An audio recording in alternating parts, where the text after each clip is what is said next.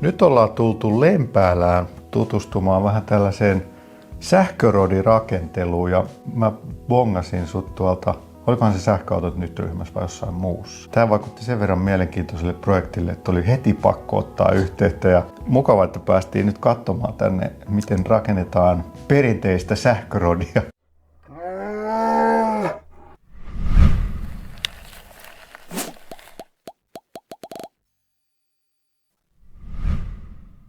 Vakuutukset kesäautoille, käyttöautoille, lapsille, kodille ja kaikille muulle tärkeälle osoitteesta pohjantähti.fi/Keski-Suomi. Mut kerro ensin vähän itsestäsi, että kuka sä oot ja...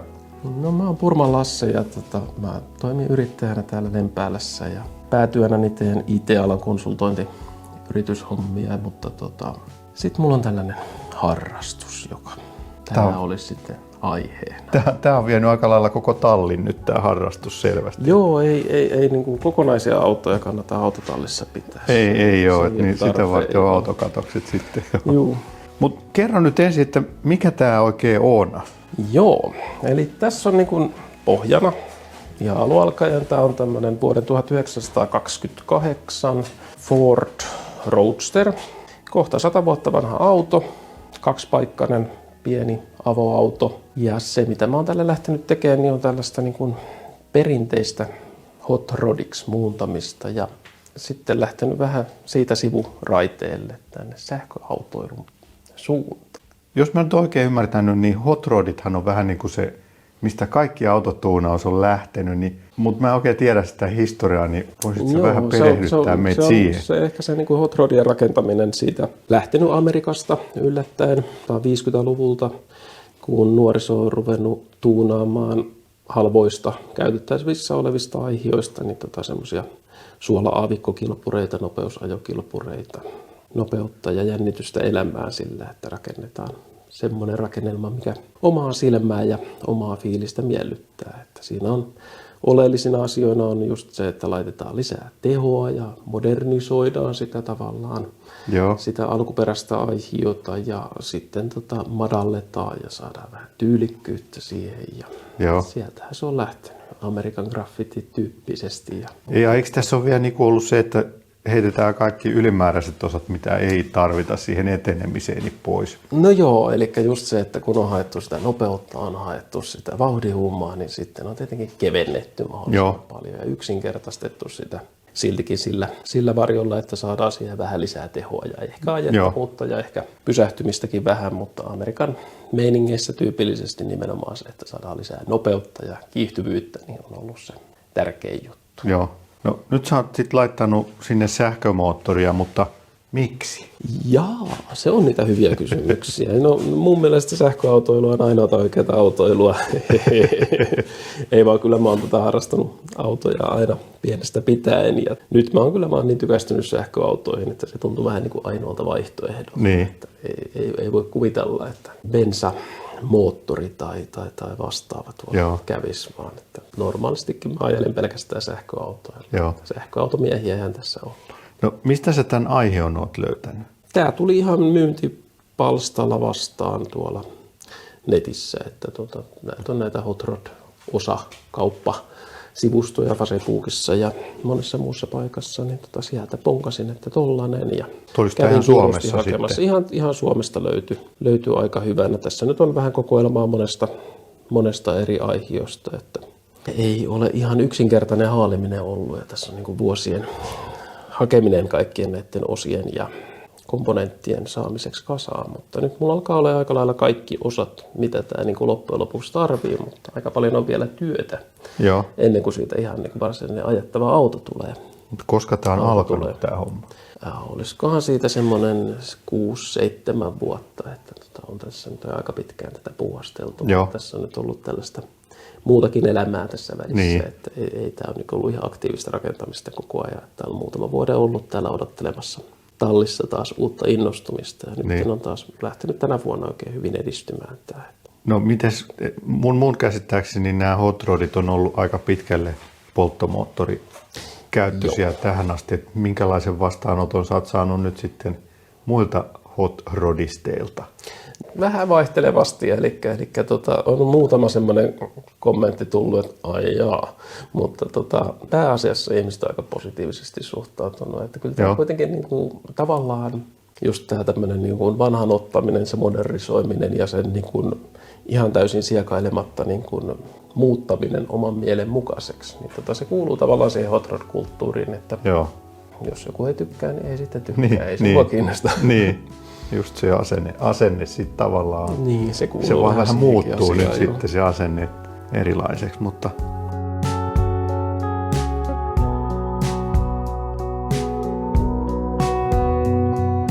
tässä on kyllä aika paljon kaikenlaista johtoa ja komponenttia, niin mistä me nyt lähdettäisiin liikkeelle? No aloitetaanko ihan täältä edestä taakse? Tehdään vaikka niin. Eli täällä keulassa mulla on aika tällaista perinteistä hot rod-komponenttia, eli ihan alkuperäisessä autossa toi etuakseli, eli toi kromivärinen tuolla alhaalla, niin se on suora, mutta tää on niinku perinteinen tällainen muutos, mikä näihin tehdään, eli se on tämmöinen S-mutkalle väännetty, jolla saadaan tavallaan sitä akselia alemmas, pyöriä ylemmäs ja sillä saadaan sitä mataluutta, että sitten tulee semmoinen 4 tuumaa madallusta heti kerrasta.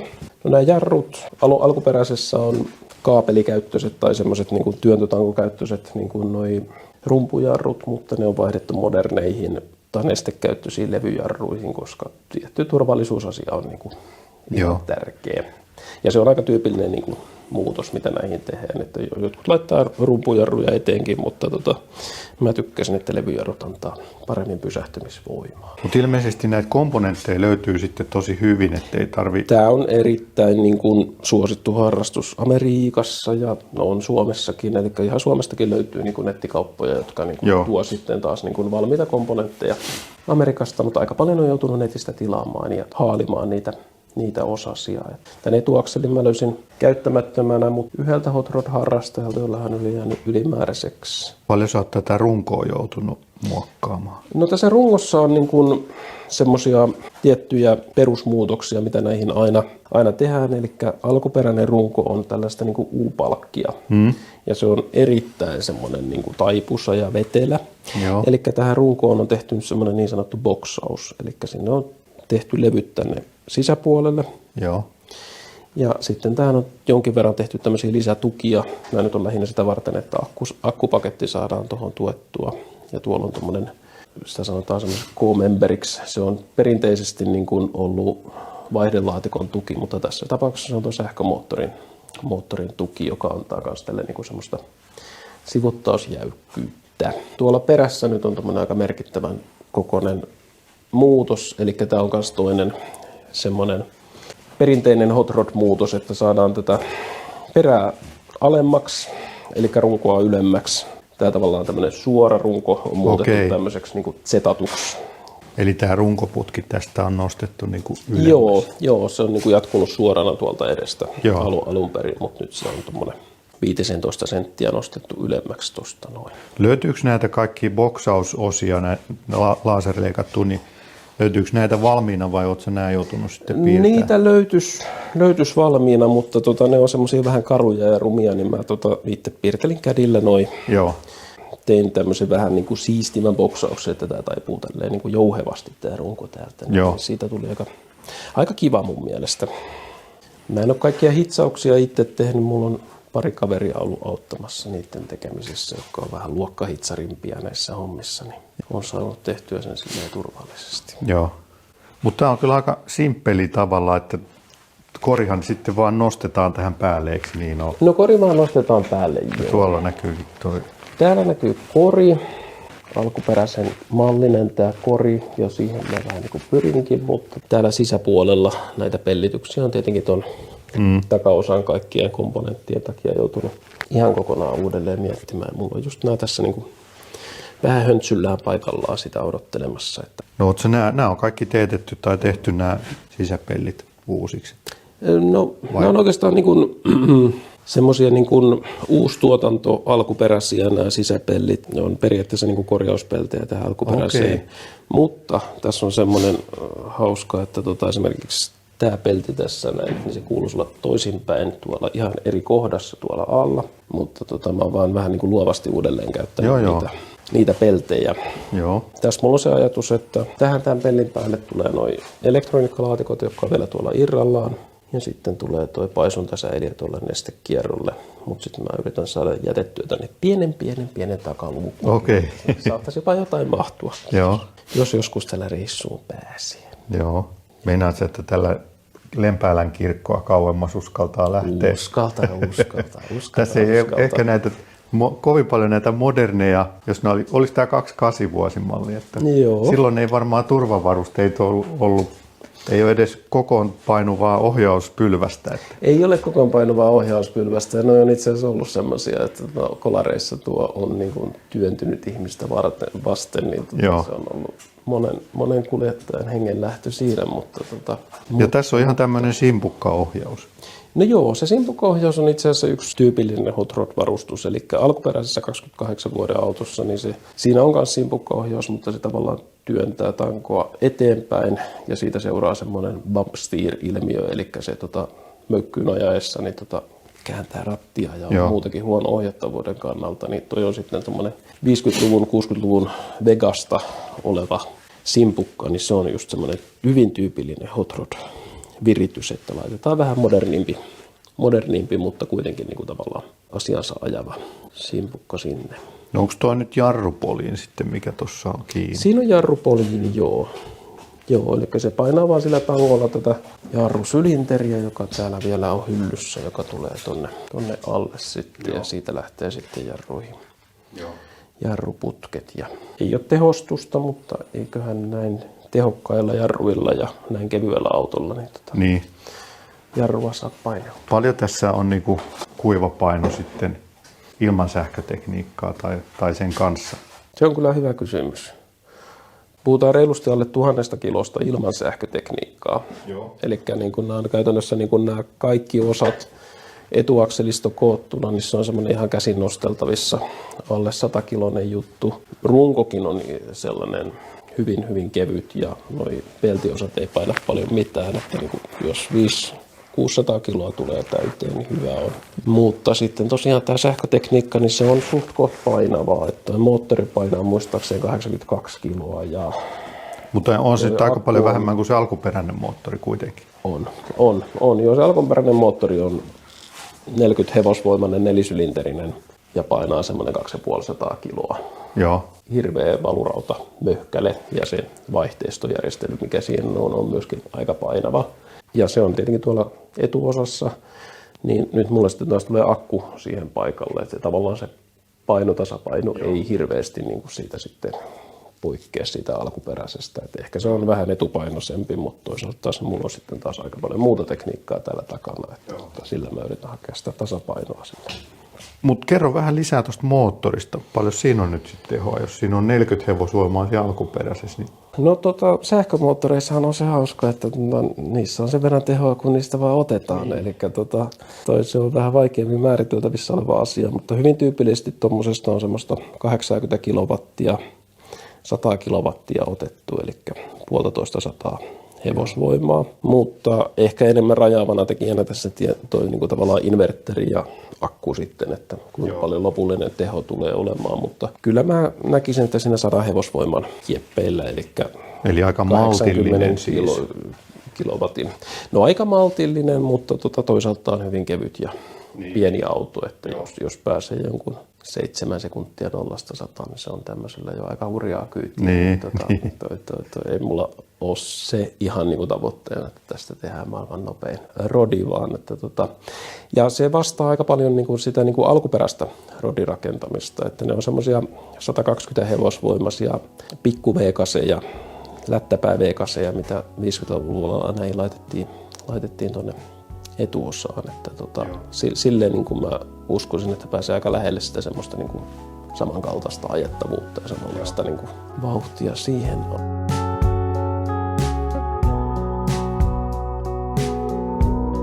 No sitten tuosta moottorista vielä, niin oliko se uusi vai käytetty vai? No sen mä oon ostanut niin kuin uutena, eli semmoinen Alankomaissa toimiva sähköautofirma kuin Ed Hutchins, niin heillä oli myynnissä tällainen niin kuin moottori-inverteri ohjaustietokonepaketti, niin Heiltä sain hankittua tällaisen. Eli tämä on tämmöinen Siemensin P-sarjan moottori. Näitä on käytetty muistaakseen Ford Transitissa niin kuin sähköautossa. Näitä oli sitten niin kuin ollut paljon heillä saatavilla ja he on sitten tehnyt tähän niin kuin tämmöisen custom inverteriboksin. Eli se on tämä laatikko tässä näin. Siellä on inverteri, joka tätä vaihtovirtamoottoria sitten niin kuin antaa sille virtaa ja niin kuin komentaa. Tuolla päällä tuo pieni OP-värinen boksi on sitten taas ohjaustietokone, joka käskee tätä inverteriä ja huolehtii tavallaan siitä, että siellä on kaikki hyvin. Joo. Toinen hopeavärinen boksi siinä alapuolella sitten on taas latauslaite, eli tämä onboard chargeri. Ja se toimii samalla myös tämmöisenä niin kuin DC-DC-muuntajana, eli 112 volttia 360 voltista, mikä tuolta akusta liittyykö tulee. tämä siihen myöskin? No se liittyy siihen, eli tässä on tällainen erotusmuuntaja, joka tavallaan huolehtii siitä, että kun sieltä tulee sitä latausvirtaa, niin siitä saadaan sopiva latausvirta tuonne 12-volttiselle perusakulle. Joo. Eli se tavallaan niin kuin nämä yhdessä niin kuin lataa sitä 12 voltin akkua. Mites toi taka-akseli sitten? Onko siinä? No tämä taka-akseli on oikeastaan se, minkä kanssa tämä meni vähän hullutteluksi tämä mun miettiminen. Elikkä se näyttää aika jytkylle. Että se on valtavan jytky. Se on valtavan jytky ja sen tehonkesto on lähemmäs 1000 hevosvoimaa. Eli se on tämmöinen Wintersin tekemä Quick Change-perä, ja toi on jonkinlaisesta kilpurista. En ihan tiedä minkälaista kilpurista, mutta kiihdytyskäytössä ja rata-ajossa Amerikassa näitä on kovasti käytetty. Onko tässä pumppu tässä, öljypumppu, vai mikä tämä mötikkä on täällä perässä? No se mötikkä siinä perässä on just tämä niin homman pihvi, että miksi tämä perä. Eli kun sähkömoottorithan tyypillisesti pyörii aika lujaa. Joo.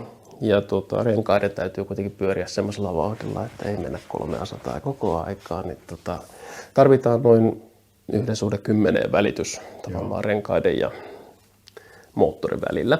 Semmoiseen tyypilliseen perään, missä on niin kuin lautaspyörä ja yksi ratas, niin semmoiseen saadaan niin kuin semmoinen 1:6 välityssuhde parhaimmillaan, eli isommalla lautasella ja pienimmällä hammaspyörällä. Just näissä quick change-perissä niin on semmoinen, että tässä on niin kuin ylimääräinen rataspari, tuolta tulee akseli ja pyörittää yhtä ratasparia tässä loppupäässä, joita sitten saadaan vaihdettua kilpa-ajokäytössä niin kuin hyvin nopeasti niin kuin erilaisia välityksiä. Eli tuosta toi luukku auki ja sieltä vaihdetaan 2 ratasta ja sitten saadaan välitys. Eri välitys. Mutta mulla ei niin kuin se välitysten vaihtaminen ole tässä se idea, vaan se, että kun sieltä tulee niin kuin lisävälitys tuon perusvälityksen lisäksi. Siellä on 4,86 välityksinen tuolla lautaspyörässä ja sitten tästä saadaan 2 kerroisille, niin päästään 9,7 kokonaisvälityksellä, niin ei tarvitse alennusvaihdetta tuon sähkömoottorin ja perän väliin, niin tämä hoitaa koko sen homman, että tämä oli niinku se keksinnöllinen juttu tässä.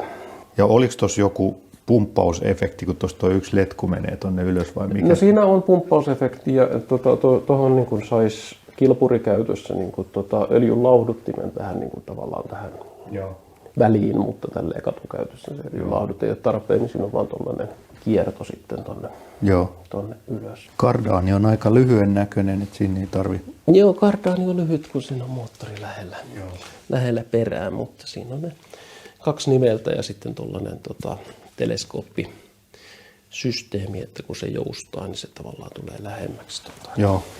No, miksikä tätä perän tuentaa sanotaan? Tässä on tällaiset pitkittäiset ja sitten on tällaiset kulmassa olevat tukitangot. Joo, tämä on no en mä tiedä onko suomenkielistä termiä olemassa, mutta triangulated tuenta on niin kuin tämä, eli tällaista niin kuin ihan kilpureissa käytetään aika paljon, eli siellä tosiaan yhdet tukivarret menee tohon suuntaan ja sitten toiset tähän suuntaan, eli se huolehtii sekä sivuttaisvoimista että pystyvoimista. Että ehkä perinteisempi olisi semmoinen niin kuin nelilinkki tuenta, jossa tämä ylempi tukivarsi tulisi tänne taaksepäin suoraan ja silloin se niin kuin laskisi sitä, mutta silloin se tarvii vielä yhden sivuttaistukia huolehtivan tukivarren, niin tämä on semmoinen kehittyneempi versio. Aivan, siitä. aika simppeli siis, 4 tukivartta vaan. Joo. No joo, toi oli mielenkiintoinen juttu, tämä peräjuttu.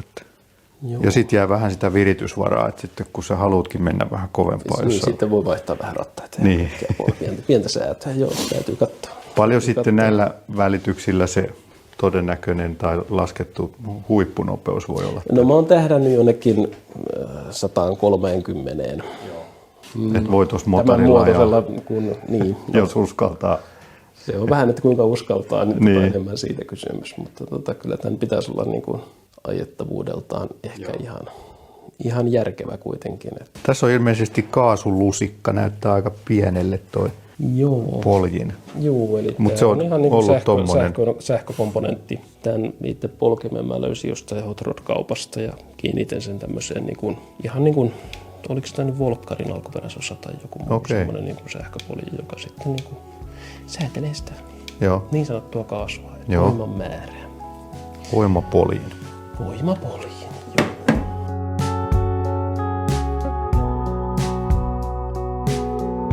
Ja sitten siinä on mittaristo. Joo, se on mittaristo. Tämä on niin kuin alkuperäistyyppinen, mutta uusi tuotanto-osa. Tämä kehys tässä. Ja sitten siihen mä oon lähtenyt rakentelemaan tarvittavaa käyttöliittymää. Eli mä oon yrittänyt pitää tämän hyvin yksinkertaisena, että mitä tässä on. Eli mulla ei ole vilkunviiksiä eikä mitään tuolla. Eli siis ootko sä mennyt Tesla-tyylillä vai? Juuri nimenomaan Tesla-tyylillä. Ja tässä on jopa justiinsa vähän Tesla-maisia juttujakin. Siis tarkoitatko, että tässä ei ole mitään suuntamerkkiä, että kädellä näytetään vai? No kädellä näytetään suuntamerkki. Joo. Se on se alkuperäinen, niin ei tarvikaan olla, koska tämä on riittävän vanha auto. Tähän Tesla muuten ei ole vielä mennyt. Ei se on varmaan seuraava. Se on hyvä semmoinen yksinkertaistus vielä, että hei, käden saa sitä ikkunasta ulos, niin se näyttää silleen käsin suuntamerkkiä. Tähän mä voin pistää ihan virratkin päälle. Odotas, mä pistän päävirran tuolta päälle ja sitten tuosta kaukosäätimestä. Kaukosäädinkin on. Kaukosäädinkin on ja sitten päästään laittaa se käyntiin. Nyt se näyttää sitten akkuvarauksen tuolla ja akun lämpötilan kanssa. Ja jos haluttaisiin mennä taaksepäin, niin tuosta vaihdetta päälle ja eteenpäin, niin tuosta vaihdetta päälle ja tuosta lyhyet valot päälle ja pitkät valot päälle. Ja siinähän se sitten niin oikeastaan on. No se on kyllä kohtuullisen simppeli, että ei tarvitse infotainmentin päivitystä odotella varmaan. Ei tarvitse, joo. Ja tuosta saa, niin kun työntää ylöspäin, niin sitten se näyttää tuon moottorin lämpötilan tuolla mittarilla, mutta nyt siellä on mulla niin kytketty, jos mä käännän sen tähän alaspäin, niin se näyttää tuon 12 voltin akun jännitteen ja enabloi tuolla semmoisen Bluetooth-mokkula, jolla mä saan sitten taas tuohon niin akkuun otettua semmoisella LeafSpy-ohjelmalla yhteyden enää niin kuin kaikki siellä olevat kennojännitteet ja muut tämmöiset asiat. Mutta tämä on niin kuin mun mielestä aika siistin yksinkertainen, että mulla on todella 2 poljinta ja sitten kaikki muut asiat tässä näin ja ei mitään ylimääräistä. Ja tämän mittarin mä rakensin ihan itse alusta loppuun, eli lähdin katselemaan puuilosta, että minkä kokoinen joku mittarilasi löytyisi sieltä ja löysin sieltä tuommoisen saunan kosteusmittarin tai jonkun semmoisen ja ostin semmoisen ja nappasin siitä lasin ja tämän kehyksen ja sitten 3D-printerillä noita muita osia ja lamppuja ja systeemeitä sinne. Ihaltavan yksinkertainen. Ja mä kanssa tykkään, että se on jotenkin yksinkertaisuus on kaunista. Kyllä. Ja sitten just nämä tämmöiset vähän retrotyyppiset printtaukset tuolla ja kaikki. No tuosta akusta me ei olla vielä puhuttu mitään, niin minkälaiset nämä akut sitten? No tämä akku on periaatteessa ton 2016 vuoden Nissan Leafin akku. Eli 30 kilowattituntinen akkupaketti ja siellä on sen Leafin oma akunhallintajärjestelmä, eli BMS. Voidaan vähän kurkata. Sinne voi kurkata, okei. Tuosta se nähdään, eli tuossa on se BMS-yksikkö ja siellä menee johdotukset, sieltä löytyy ne akkumoduulit täältä kaikkien näiden alta. Eli periaatteessa mä ostin semmoisen käytetyn aika hyväkuntoisen Leafin akun ja purin sen atomeiksi ja kasesin sen muotoiseksi, että se mahtuu tonne. Eli se tulee nyt sitten tuonne perinteisen moottorin paikalle tuonne keulaan. Joo. Eli tää nousee tonne noin ja kyllä olen sovittanut, kyllä se sopii sinne paikalle. Ja keulapellitkin mahtuu päälle. Mulla Joo. on noita keulapeltejä. Jääks se näkyviin vai tuleeko se, niin tossa on noin, oliko tässä keulapellit nämä? Joo, siinä on itse asiassa 2 settiäkin niitä keulapeltejä. Niin Eli se jää sinne piiloon Se sitten. jää sinne piiloon, eli siihen tulee semmoinen vähän niin kuin junamallinen keula mutta se täyttää hyvin tarkkaan tämän keula-alueen, että sen takia mun on täytynyt tietenkin tämä elektroniikka tuoda sitten johonkin muualle.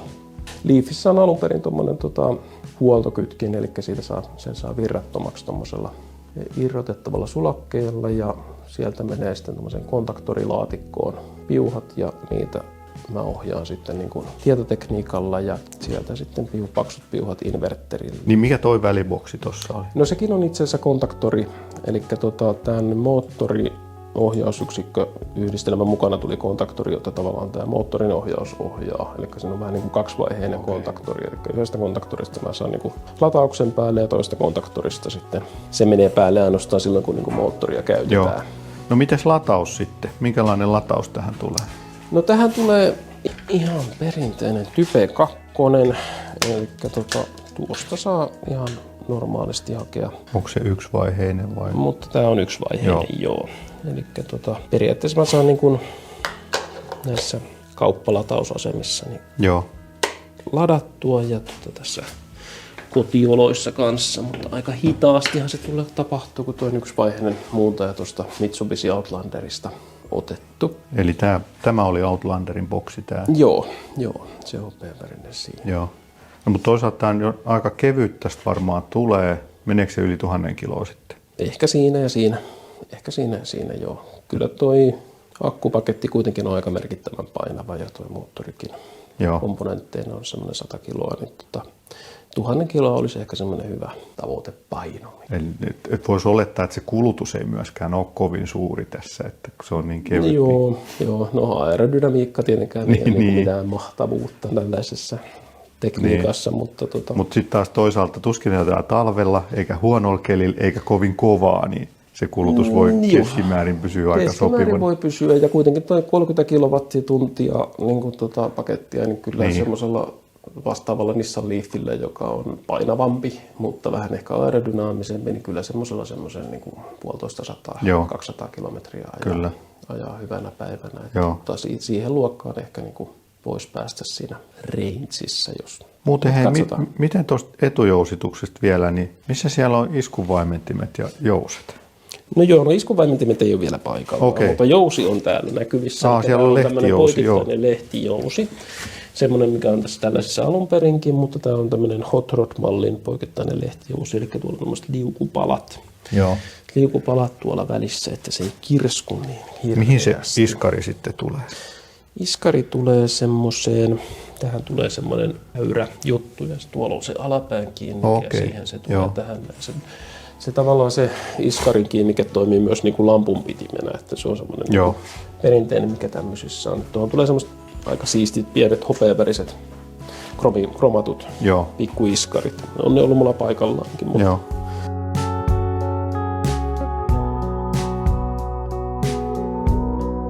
No hot rod rakentamisessa tavallaan niin kuin Suomen tämä lainsäädäntö ja katsastussysteemi ne on aina ollut vähän semmoinen rajaava tekijä. Eli just tämä niin tämmöisen V8 vaihtaminen tämmöiseen vanhaan autoon, niin se on ollut mahdollista, mutta aina pitää laskea näitä tämmöisiä prosentteja, eli kuinka paljon pysyy alkuperäisenä ja kuinka paljon pysyy muutettuna, mutta se mikä mulla on tässä hyvänä niin on, että niin kori on alkuperäinen, runko on alkuperäinen. Ja lisättyjä osiahan ei lasketa, niistä ei ole niin kuin nämä boksaukset ja semmoiset, niin niistähän ei sillä mene prosentteja. Ei, kyllä se pysyy edelleen kuin alkuperäisenä runkona, mutta se on vähän siinä ja siinä, että se muutosprosentti pysyy tavallaan silleen niin kuin sopivana, mutta näitä hot rodeja on kyllä rakenneltu Suomessa aika menestyksekkäästi ja niitä on saatu katsastettua, että eikä mitään jonain päivänä saada katsastettua. Eli tässä kirjan kannessa niin tämä oli nyt vähän niin kuin se sun tavoite sitten.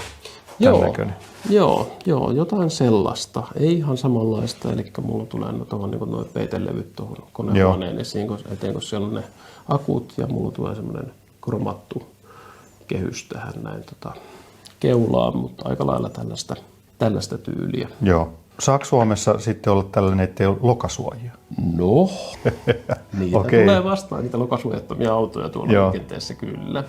Periaatteessa katsastuskonttorilla käydessä silloin, kun sitä rakennetaan, niin silloin siinä pitäisi olla lokasuojat, mutta tämä on ehkä tämmöisen hot rod-rakentamisen perinteinen, että on semmoiset katsastuslokasuojat. Joo, okei.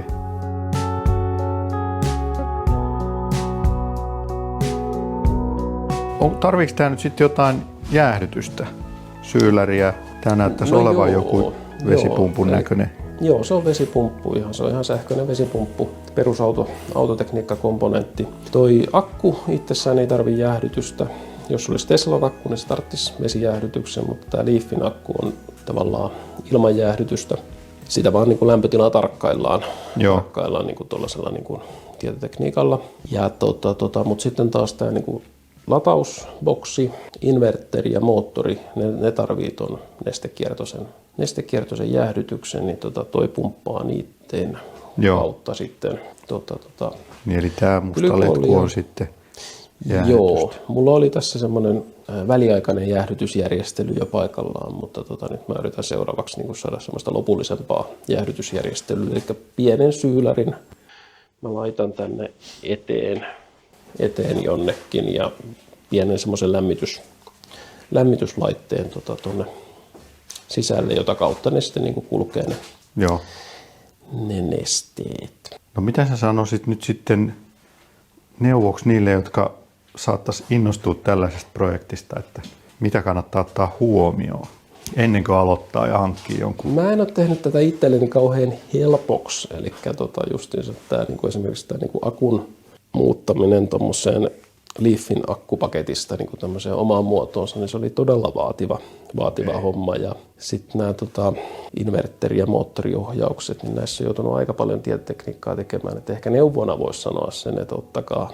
valmiita komponentteja, nykyään niitä on saatavilla paljon enemmän kuin silloin, kun mä tätä aloittelin. Suunnitelkaa valmiiden asioiden pohjalta niitä ja miettikää hyvin tarkkaan, että mitä olette tekemässä ja miten olette tekemässä. Että mä ainakin itse niin olen enemmän viettänyt aikaa tietokoneen ääressä niin tehden suunnittelua tälle, kun itse täällä autotallissa niin tehden tätä. Että tässäkin on niin esimerkiksi tämä johdotus ja tietotekniikka-asia niin on äärimmäisen monimutkainen, että mulla on 3 erilaista CAN-väylän kanssa keskustelevaa mikroprosessoria täällä, joihin mä oon itse koodannut sen niin tavallaan ohjelmiston, miten se niin juttelee noiden kanssa. Että tällainen projekti vaatii niin ihan tosi paljon erilaisempaa niin osaamista kuin pelkästään tämä niin autojen rakentelemisosaaminen. Että siinä on paljon opetteltavaa.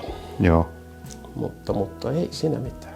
Hauskaa hommahan tämä on ja ei näitä kannata pelätä. Nämä on mukavia laitteita. Sä oot ilmeisesti päässyt tätä vähän kokeilemaan, jos mä nyt oikein ymmärsin, kun kaikki akut on kiinni tässä jo. Että Joo, mä oon tätä koekäyttänyt moottoria ja todennut, että moottori toimii, vaihteisto toimii, tai perä toimii ja kaikki, mutta nyt mä oon vähän siinä vaiheessa, että mä oon itse asiassa purkanut sieltä asioita pois ja rupean vähän niin kuin viimeistelemään niitä, niin nyt ei voida koekäyttää sitä. Niin. Eli mitä tässä on sitten seuraavat projektivaiheet? No seuraavia projektivaiheita mulla oli justiinsa aikaisemmin toi niin kuin tavallaan kori tässä päällä, että mä sain löydettyä tavallaan nämä niin kuin mittasuhteet ja mihin kaikkiin paikkoihin mä saan minkäkin sopimaan, mutta nyt mä oon purkanut sen ja lähden kasaamaan sinne sitä niin kuin peltejä lopulliseen malliin, että se on niin kuin yksi iso homma, että mä ne pellitykset sieltä viimeistelen ja keksin lopulliset ratkaisut, että mihin tulee mitäkin sinne. Mä otan tämän perän seuraavaksi irti ja etiskelen sieltä, että minkä takia se vuotaa öljyä tuolta etuosastaan ja viimeistelen eli sen ja sähköautokin vuotaa öljyä. No juu.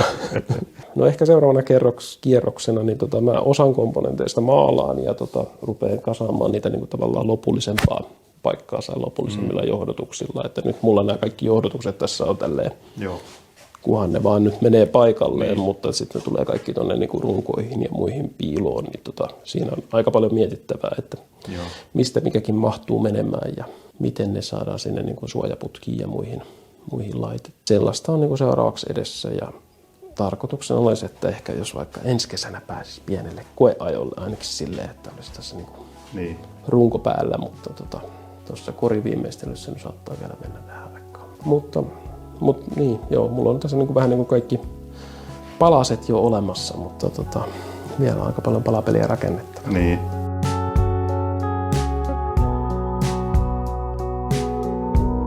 No niin, nyt ollaan saatu tällainen lyhyt oppitunti sähkö-hot rod rakentamisesta ja tämä on kyllä tosi mielenkiintoinen projekti. Kyllä itselläkin alkaa niin kuin sormet syyhymään. Tämä on jotenkin niin perustekniikkaa kuitenkin, että tässä näkee kaiken, että mitä tässä on. Joo, mä itse kanssa niin just siitä tavallaan tässä tykkään. Mä voin tehdä nämä asiat silleen, kun mä haluan ja silleen, niin kuin miettiä tavallaan yksinkertaisesti, että tehdä tästä yksinkertaisen, mutta just semmoisen, mitä itse haluaa. Ja mulla ei ole mihinkään kiirettä rakentelemisessa, niin näitä voi miettiä niin kuin ihan rauhassa, että keskitytään vaikka tällaisen ja sitten mennä ihan oman pään mukaan. Niin, ja mun mielestä tämä on just taas hieno osoitus siitä, että vaikka sähköautot tulee, niin auton harrastaminen ei kuole mihinkään, se vaan muuttuu vähän erilaiseksi. Se vaan muuttuu erilaiseksi, että joo, siinä tavallaan on erilaisia juttuja, mutta on näissä niin kuin edelleen se, niin kuin tavallaan se ihan sama harrastamisen fiilis mun mielestä.